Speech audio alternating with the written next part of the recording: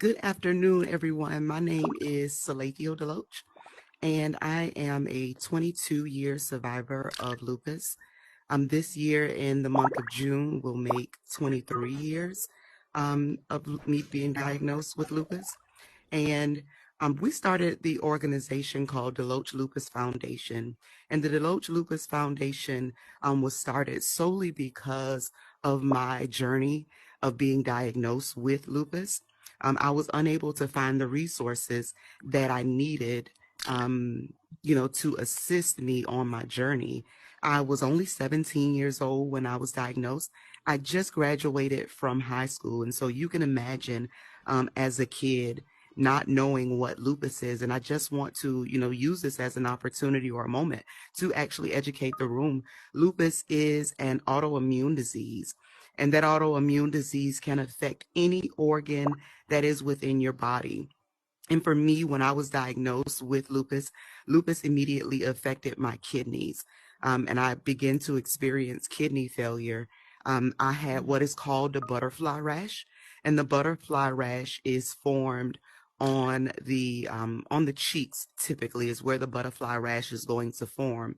And so those were my first two symptoms of being diagnosed with lupus. And so, as I stated, I was unable to find resources to assist me on my journey.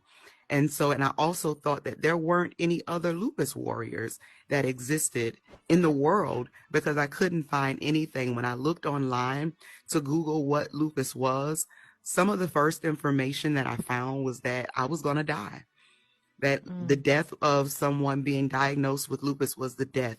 And so I am 22 years into this journey.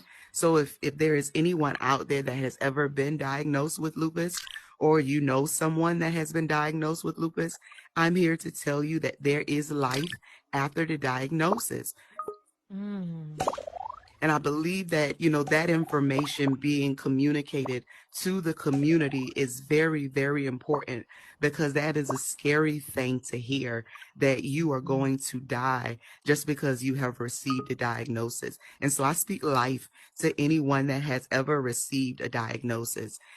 We started the organization right before the pandemic, or I filled out the documentation for the organization right before the pandemic. So I had to wait the entire pandemic just to wait on the government to tell me that we could officially be a 501c3 organization.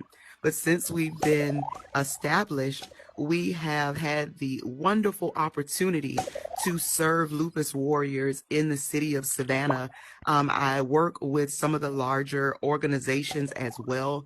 They have been of great support to us as an organization, and that is so amazing to be able to say, that we have the support of some of the national organizations that exist.